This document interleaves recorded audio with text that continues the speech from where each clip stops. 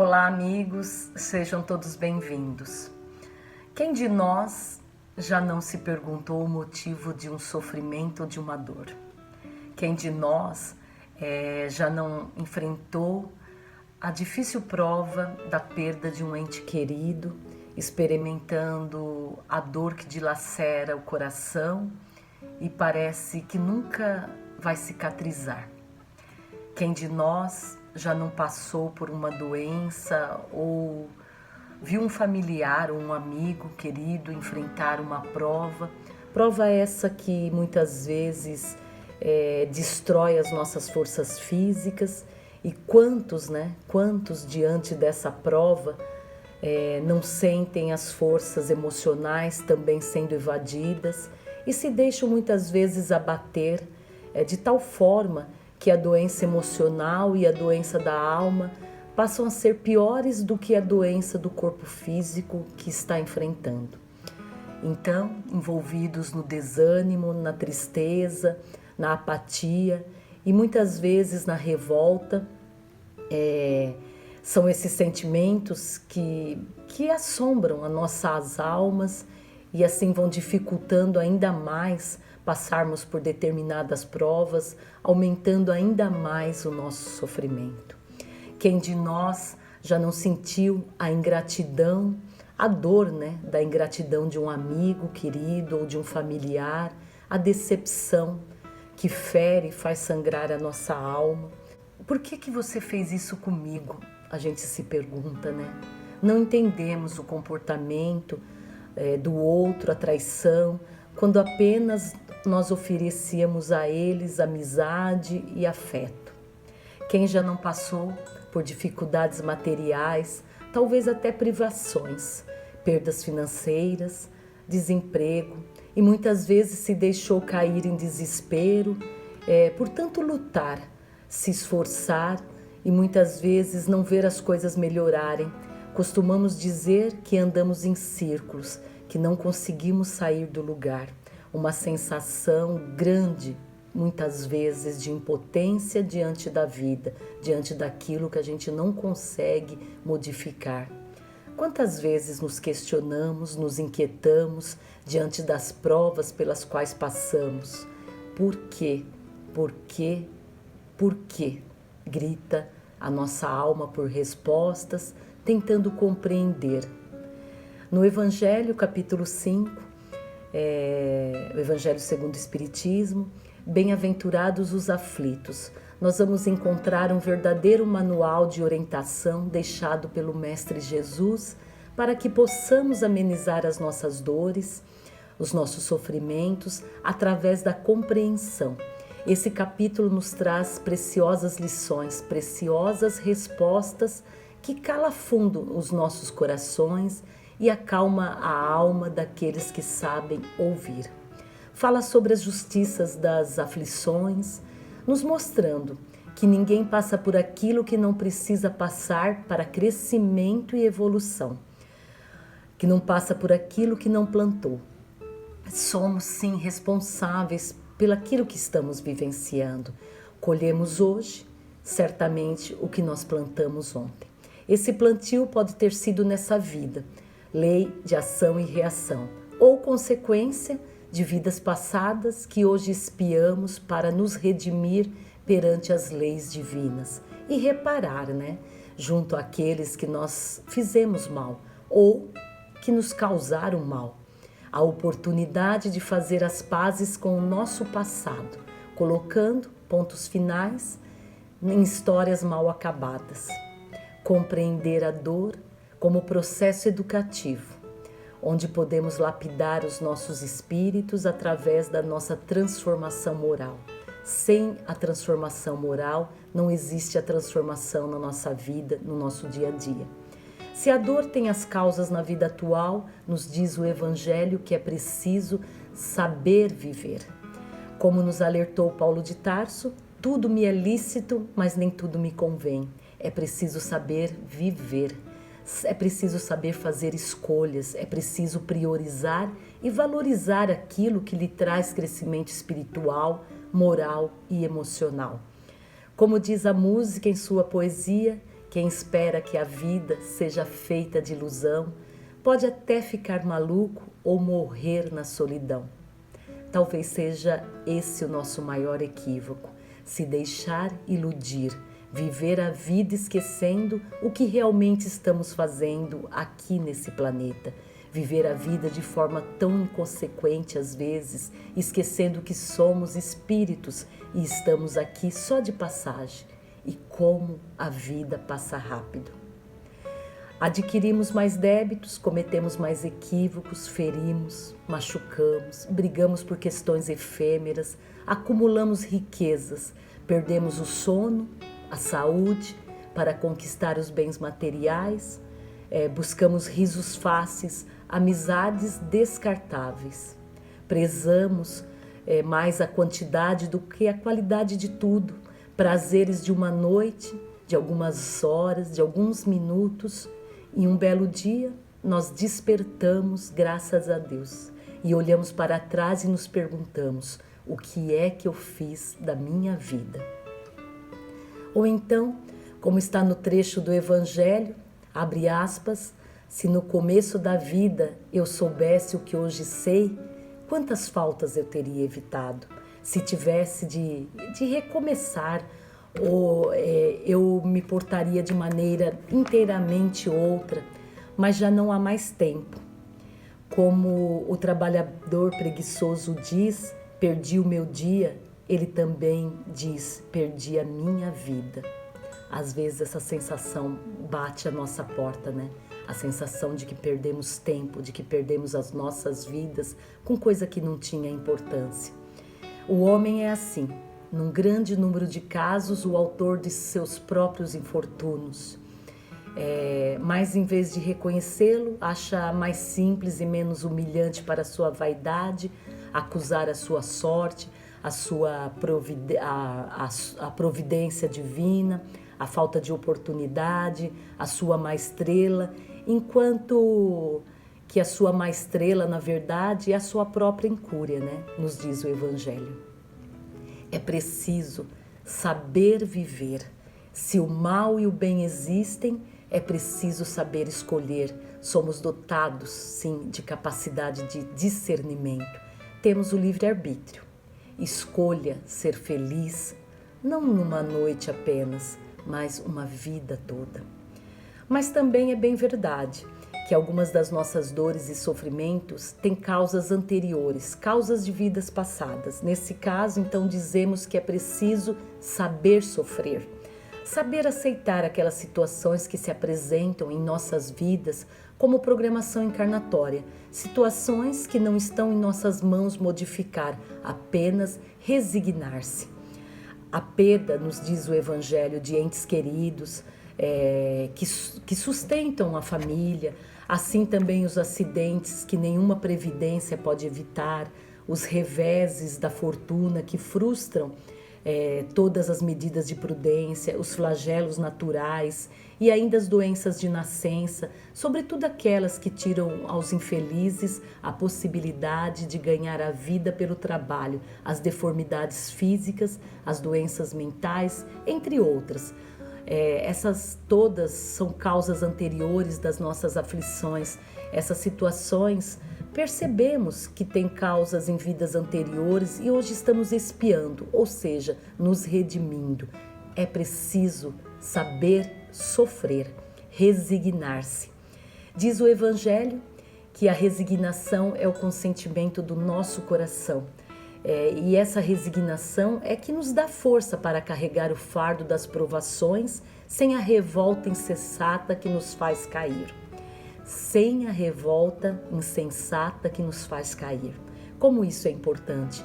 Compreender para aceitar. Aceitar para saber lutar e amenizar as provas. Saber sofrer. Muitas vezes ouvimos dizer que o Espiritismo faz apologia, né? À dor, ao conformismo, ao sofrimento. Na verdade, o Espiritismo, ele explica tudo isso, esclarece e com isso consola. E consolando, ameniza as dores e os sofrimentos pelos quais nós passamos. Quando compreendemos algo, enfrentamos a situação com sabedoria e com fé. a fé raciocinada, a fé que esclarece, a fé que acalma, que consola, a fé que abre a mente, exercita o intelecto. Conformismo é bem diferente, né? É uma atitude de passividade e a doutrina não prega a passividade. André Luiz, ele traz para nós no livro Ação e Reação que existem 3 tipos de dores. A dor expiação, que é a dor que se refere ao passado. Refere-se aos débitos adquiridos em vidas passadas. Ele nos traz também a dor evolução, que são aquelas que nós pedimos para passar muitas vezes, porque chega uma hora, como nos disse o Mestre Jesus, que nós teríamos sede de saber e fome de aprender. E nós queremos acelerar a nossa evolução e o nosso crescimento, então a gente pede por passar, nós pedimos, né, para passar por provas que vai exigir esforço e trabalho, mas que nós sabemos que vai ajudar muito na nossa evolução. Nem só de pão vive o homem, disse o Mestre. Essa é uma grande verdade. Chega um momento da nossa vida que o pão material e as coisas materiais não são suficientes para alimentar a nossa alma. Temos pressa de evoluir, então pedimos essas provas para acelerar esse processo de evolução. E auxiliar o outro também. Às vezes a prova não é para nós. Nós pedimos para passar por certas provas para auxiliar aquele que amamos a crescer e a evoluir. Ou o contrário também, o outro passa por certa prova para nos ajudar a crescer, a evoluir, pelo nosso exemplo de força, de resignação e de resiliência. E também o André Luiz fala de uma última dor, que é a dor auxílio. A doença física como forma de depurar a alma, transformação moral e de manter o espírito no caminho programado. Quantas vezes a gente vem com uma programação encarnatória e a gente se desvia dessa programação? Muitas vezes, devido à nossa conduta equivocada nessa vida, adquirimos algumas doenças, algumas dores que não estavam na nossa programação, mas que será permitida que se instale em nosso organismo para que possa frear, de certa forma, as nossas más condutas, que certamente nos conduziria a um abismo moral. Uma vez eu queria pedir licença para contar um caso que eu vivenciei. Eu estava no grupo espírita onde eu trabalho e do outro lado da rua tem um bar. E eu havia começado a palestra, eu vi que um moço nitidamente alcoolizado, ele saiu daquele bar e ficou em frente ao centro espírita do outro lado da calçada. E eu senti uma imensa vontade de ir até aquele moço, fazer o convite para ele vir ouvir a palestra. E eu peguei um evangelho que havia sido pintado mediunicamente, né? Tinha uma capa, uma pintura de uma rosa amarela, que eu adoro, uma rosa amarela, e eu levei para ele, já achando que não ia convencê-lo a vir ouvir a palestra. E ele falou realmente que não queria ouvir a palestra, e eu ofereci esse evangelho a ele. E ele aceitou o evangelho. Eu não vi mais esse moço, porque não era um horário que eu costumava ir nesse centro. Eu havia ido apenas naquele dia. Passado alguns anos, eu fui convidada pela equipe desse centro a ir fazer um samaritano, que é a visita no lar da pessoa quando ela está impossibilitada de ir à casa, né? Então nós fomos até lá. Quando eu cheguei lá, havia um moço que tinha passado por um AVC, estava debilitado, muito frágil, muito magro, não conseguia caminhar, caminhava com muita dificuldade. E ele começou a contar a história, falando que ele tinha ido uma vez ali no centro, ele estava em frente ao centro, e uma moça atravessou a rua e ofereceu o evangelho para ele, e ele mostrou esse evangelho. E eu não tinha reconhecido esse moço como aquele moço que eu tinha dado o evangelho. Quando eu abri o evangelho, né, me lembrando da história, eu procurei logo a rosa amarela pintada. E tinha a rosa amarela ali pintada. Então me veio à mente que aquele moço era o mesmo moço que estava alcoolizado naquela noite do outro lado da calçada e que hoje se encontrava naquela situação, muito debilitado. E eu me emocionei e falei para ele: aquela moça que te levou o evangelho fui eu. E aí eu falei para ele: olha como é a vida, hoje eu estou aqui, né, na sua casa. E nós dois nos emocionamos com a história, de nos lembrarmos a situação. E ele me disse assim: esse evangelho é o que está me sustentando hoje nessa prova que eu estou passando, que está sendo muito difícil para mim e para minha mãe. E esse moço, ele ficou bastante tempo para se recuperar desse AVC, ficou em casa durante meses, e eu penso nisso como uma doença auxílio, esse AVC como uma doença auxílio, porque foi isso que fez ele sair do bar, foi isso que tirou ele do vício do alcoolismo. Então, às vezes, certas coisas acontecem nas nossas vidas que nós não compreendemos, mas funciona como um freio. Talvez tenha sido isso que o Mestre quis nos dizer quando ele falou que se sua mão, se vosso pé ou se vossos olhos forem motivo de escândalo, é melhor que você fique sem eles, para que você não perca a sua vida inteira, né? É uma grande lição do Mestre.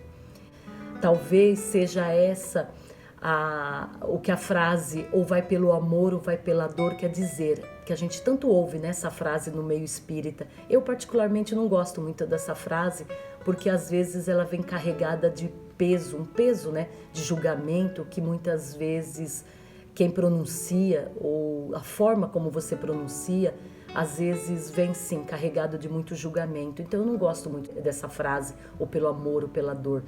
Mas eu peço assim licença para André Luiz, talvez para mudar o nome da dor auxílio a que ele se refere, nós pudéssemos chamar de dor-amor. Pela misericórdia divina, nós somos convidados a parar enquanto há tempo. O freio do amor, o freio de Deus em nossas vidas, né? Essas doenças freio de amor. Então sim, pela dor, mas pela dor, uma dor de amor, nós voltamos e nos mantemos a caminho de Deus, no caminho que nos leva ao Pai. Como se Deus assim nos envolvesse através dessa dor num grande laço, um laço de contenção, né? Para que parássemos de errar, é um laço de amor. Vamos pensar nessas dores como se fosse o laço do abraço de Deus a nos abraçar, nos dizendo assim: filho, para. Você está errado, o caminho não é esse, retorna, não continua, assim você vai se perder de si mesmo e vai se perder de mim, volta. Mas vamos nos lembrar, né? Lembrar que o laço de Deus, ele nos contém, é um instrumento grande que nos alerta, mas ele não nos aprisiona, não te acorrenta. Pois Deus ele respeita o nosso livre-arbítrio. Se você insistir em manter as suas atitudes equivocadas, os caminhos errados, certamente você cairá no abismo moral, sim. Os amigos espirituais, eles nos alertam, eles nos orientam, eles esclarecem, quantas vezes forem necessárias, mas não descem para errar conosco. Vamos então, meus amigos, prestar atenção no que a dor, o sofrimento querem nos ensinar. Por que ou para que nós estamos passando por tudo isso? Porque assim, entendendo, compreendendo, nós vamos nos curar mais rápido e possivelmente ainda nessa vida. E vamos pedir a Deus que essa cura seja sempre de dentro para fora, que seja uma cura real, para que a gente não tenha que vivenciar mais situações de sofrimento.